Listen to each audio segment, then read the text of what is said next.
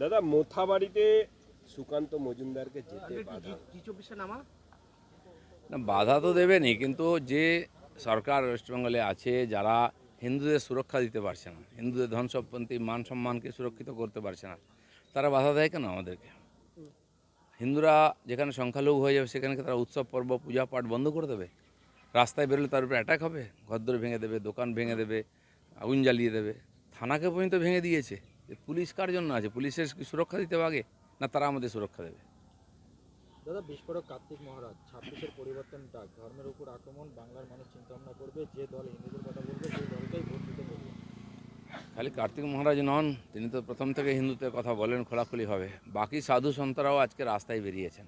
3.5 লক্ষ সাধু ওখানে মহাকুম্ভতে একত্রিত হয়েছিলেন। তারা ওখানে আর হিন্দু বোর্ড, সনাতন বোর্ড তৈরি করার জন্য আহ্বান করেছেন, এবং ভারতবর্ষে হিন্দু সমাজের উপর যেখানে আক্রমণ হবে তারা এগিয়ে এসে প্রতিরোধ করবেন। বিশেষ করে পশ্চিমবাংলা হচ্ছে আজকে সেই রাজ্য যেখানে সবচেয়ে বেশি হিন্দুরা অসুরক্ষিত। তো সাধু সন্তদের তো এগিয়ে আসতে হবে, তারা বলিদান প্রদত্ত ধর্মের জন্য, আর তাদের দেখে বাকি হিন্দুও রাস্তায় বেরোবে। কোচবিহারে সিবিআই খুঁজছে পুলিশকে। 2013 সালের মাদক মামলার কেস ডায়েরি গায়েব। অভিযুক্ত আসামিরা এতটাই প্রভাবশালী যে কেস ডায়েরি হারিয়ে গেল, এবং 2013 সালের যে এনডিপিএস কেস মামলার ডায়েরি। কেস ডায়েরি থানায় থানায় এরকম হয়েছে আমরা জানি। আরজি করেরও ডায়েরি হারিয়ে যায়, রেকর্ড হারিয়ে যায় থানায় থানায়। টিএমসির নেতা যদি অভিযুক্ত হয় তাহলে কোনো রেকর্ড, কোনো ডায়েরি আপনি পাবেন না, সব গায়েব হয়ে যাবে। নাহলে আগুন লাগিয়ে দেবে পুড়িয়ে দেওয়ার জন্য। দুর্নীতি থেকে বাঁচার জন্য অফিসে আগুন লাগিয়ে দেওয়া হচ্ছে। এই নতুন কিছু না। তো সর্বোচ্চ স্তর পর্যন্ত এই দুর্নীতি চলে গেছে, পুলিশ প্রশাসনও তার বাইরে নয়। দাদা, লন্ডনে কলেজ কাণ্ডে মুখ্যমন্ত্রীকে হেনস্থার অভিযোগ, সোশ্যাল মিডিয়ায় সড়ক তৃণমূল সমর্থকরা কুকুর বেড়ালকে মারবেন না, সুজন সেলিমকে ছাড়বেন না, সমাজ মাধ্যমে পোস্ট গ্রামের তুঙ্গে রাজনীতি। না না, কে হেনস্থা করেছে? কেউ যদি ডিমান্ড করে, নরেন্দ্র মোদী গেলেও তাকে প্রশ্নের উত্তর দিতে হয় ওখানে। যারা ভারতীয়রা ওখানে আছেন তারা যদি কিছু মনে করেন ভারতীয় ঠিক হচ্ছে না, তারা প্রশ্ন করবেন। আপনি কলকাতায় সাংবাদিকদের ধমকে দেবেন, বিরোধীদের চমকে দেবেন, কিন্তু লন্ডনে তো পারবেন না। লন্ডনে গেছিলাম পাবলিসিটি নিতে। আমি তো আগেই ভবিষ্যৎবাণী করেছিলাম, সাবধান থাকবেন, আরজি করের প্রশ্ন আসবে। কারণ এই প্রশ্নের উত্তর তাকে আজ না কাল দিতেই হবে, কাকে বাঁচাচ্ছেন উনি। মাদ্রাসা সার্ভিস কমিশনের বিরাট দুর্নীতির পর্দাফাঁস। ওএমআর সিটে ইচ্ছে করে গোল্লা পাকিয়ে যোগ্যকে অযোগ্য করে দিচ্ছে, এবং সিএফএসএল রিপোর্টে সেই পর্দাফাঁস সবেতেই দুর্নীতি। কোন বোর্ডে মামলা নেই? মাদ্রাসা বোর্ডে সবচেয়ে বেশি দুর্নীতি। কারণ কেন্দ্র সরকারের পাঠানো স্টাইপেন্ডের টাকা লুট হয়ে যাচ্ছে। 225 কোটি টাকার কোনো খোঁজই নাই। মুসলিম সমাজ আজকে ওদের ভোট ব্যাংক হয়ে গেছে। মুসলিমরাও জানেন যে আমাদের আর অন্য রাস্তা নেই, টিএমসিকে ভোট দিতে হবে। আর এই জন্য টিএমসি জানে এদের জন্য কাজ করার দরকার নেই, এদের কোনো অধিকার দেওয়ার দরকার নেই, এদেরকে শিক্ষিত করার দরকার নেই, এরা এরকমই থাকুক আর আমাদের ভোট দিয়ে যাক। আজকে মুসলমান সমাজকে ভাবতে হবে যে কিসের জন্য ওরা টিএমসিকে জিতিয়ে রেখেছেন, তাদের সর্বনাশ করার জন্য। দাদা, দলের ছাত্র যুব সংগঠন নিয়ে কল্যাণ সৌগতের ভিন্ন সুর, ছাত্র যুব সক্রিয়, শাসক দলের ছাত্র যুবরা বিরোধীদের মতো লাফালাফি করে না। শ্রীরামপুরের সাংসদের ছাত্র যুব সংগঠন ঘুমিয়ে, মন্তব্যের পাল্টা দমদমে তৃণমূল সাংসদের, কি বলবেন? দেখুন, ছাত্র জীবন নাম করে কলেজে যে ধরনের লুট হয়, অনলাইনে ভর্তির ব্যাপারটা আমরা দেখেছি, বছরের পর বছর ঝুলিয়ে রাখা হয়েছে, পার্থবাবুকে করতে দেওয়া হয়নি, কারণ খালি লুটের জন্য। আর সেটা সবাই জানে, সেই জন্য হ্যাঁ, অন্য কোনো কাজ করে না ওরা। অ্যাডমিশনের সময় দাপাদাপি করে টাকা পয়সা কামিয়ে নেয়, কাটমানি নেয়। মানে তৃণমূলের বিরুদ্ধে কেউ কিছু বললেই তারা বলছে দেশ বিরোধী। মানে এসএফআই কর্তাকে কোনালের বার্তা যে সিপিএম দেশ বিরোধী, বাংলা বিরোধী, বড় বড় কথা তোয়াক্কা করি না, অসভ্যতা করেছিল, লোকে বের করে দিয়েছে সেই লন্ডনে।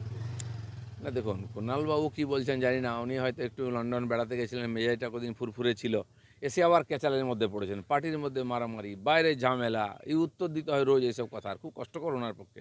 সকাল থেকে উঠেই মেজাজটা খিচড়ে যায়, কিন্তু উপায় নেই, যে পার্টিতে আছেন, সঙ্গদোস্ত। আপনি যদি ভদ্রলোক হন, এত ভালো লোক, তাহলে ওই চোরেদের সঙ্গে আছেন কেন? চলে আসুন, উত্তর আপনাকে দিতেই হবে।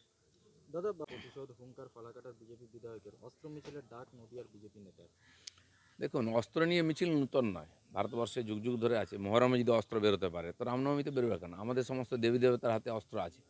তো অস্ত্র নিয়ে বেরোবো, এবং অস্ত্র নিয়ে এই জন্য বেরোবার দরকার আছে মিছিলের সুরক্ষার জন্য।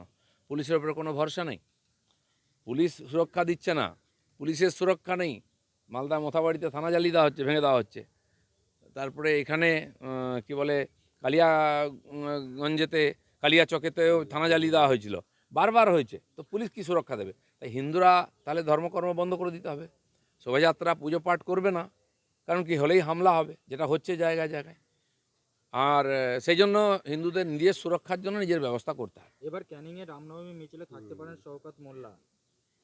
শৌকত মোল্লা যদি এত দম থাকে, আগে যাক, নওদাতে যাক, মুর্শিদাবাদে যেখানে হিন্দুদের বাড়িঘর ভাঙা হয়েছে, পোড়ানো হয়েছে, যাক মোথাবাড়িতে যেখানে হিন্দুদের গ্রাম উজাড় করে দেওয়া হয়েছে, থানা ভাঙা হয়েছে, ওখানে গিয়ে শান্তি মিছিল করো আর মুসলিম ভাইদের বোঝাও যে ধর্মনিরপেক্ষতা একার জন্য নয়, হিন্দুদের জন্য, তোমাদের জন্য আছে। আরে যে চোর ডাকাত ছাড়া রাজনীতি করতে পারে না।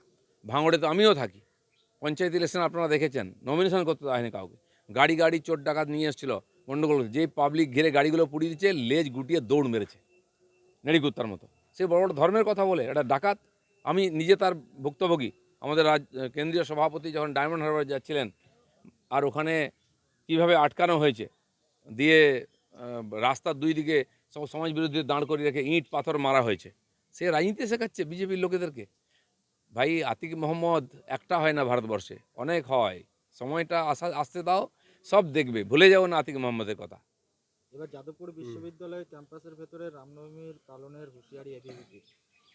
না, রামনবমী তো বিশ্বের সব জায়গায় হতে পারে, রাম সর্বত্র সবার, তো যেখানে যেখানে যে সরস্বতী পুজো হতে পারে, অন্যান্য ফাংশন হতে পারে, রামনবমী কেন হবে না? রাম একটা আদর্শ, যে ভালো, যদি কার্ল মার্কস লেনিনের জন্মতিথি হতে পারে, তো রামনবমী কেন হবে না? তাকে যে মানে আমাদের ভারতবর্ষের প্রাণপুরুষ, মর্যাদা পুরুষোত্তম, ভারতবর্ষের ঘরে ঘরে পাড়ায় পাড়ায় স্কুলে কলেজে রামের আদর্শ তুলে ধরার দরকার আছে। দাদা, একটা জিনিস, সেটা হলো শহর জুড়ে রামনবমীর পোস্টার, সেখানে দেখা যাচ্ছে যে পোস্টারে রয়েছে প্রধানমন্ত্রী নরেন্দ্র মোদী ও শুভেন্দু অধিকারীর ছবি।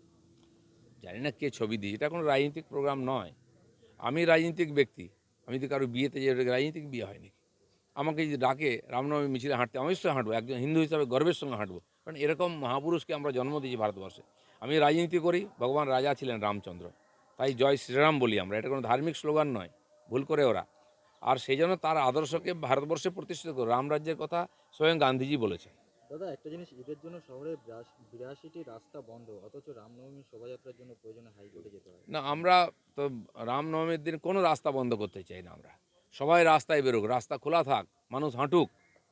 আর শওকত মোল্লাকে বলছি, ক্যানিংয়ে তুমি, ওখানে যে হিন্দুরা 21-এ নির্বাচনের পরে গ্রাম ছাড়া হয়ে গেছে, যাদের বাড়িঘর ভেঙে দেওয়া হয়েছে, এখনও এলাকা ছাড়া আছে, তাদের ডেকে নিয়ে এসো, রামনবমী করে তুমি নেতৃত্ব দাও সামনে দাঁড়িয়ে, তাহলে বুঝবো তোমার পাটা আছে বুকের। পূর্বস্থলীর 2 নম্বর ব্লকের শতাধিক বিজেপি ভোটারদের তালিকা থেকে নাম বাদ। বহু জায়গা থেকে, এখানেই হয়েছে, হিন্দু ভোটারদেরকে বিরুদ্ধে কমপ্লেন করা হচ্ছে, তাদের নাম কেটে দেওয়া হচ্ছে, আর বাংলাদেশে অনুপ্রবেশকারীদের ভোটার তৈরি করা হচ্ছে। এই হচ্ছে ভোটার লিস্টের যে গল্প মমতা ব্যানার্জির, এটাই। কিন্তু বিদেশিরা কেউ ছাড় পাবে না, সেজন্য কেন্দ্র সরকার শুরু করেছে ভোটার কার্ডের সঙ্গে আধার কার্ডের সংযোগ। এটা হলে যেমন 62 লক্ষ কী বলে রেশন কার্ড বাতিল হয়ে গেছে, এরকম ভুয়ো ভোটারও বাতিল হয়ে যাবে।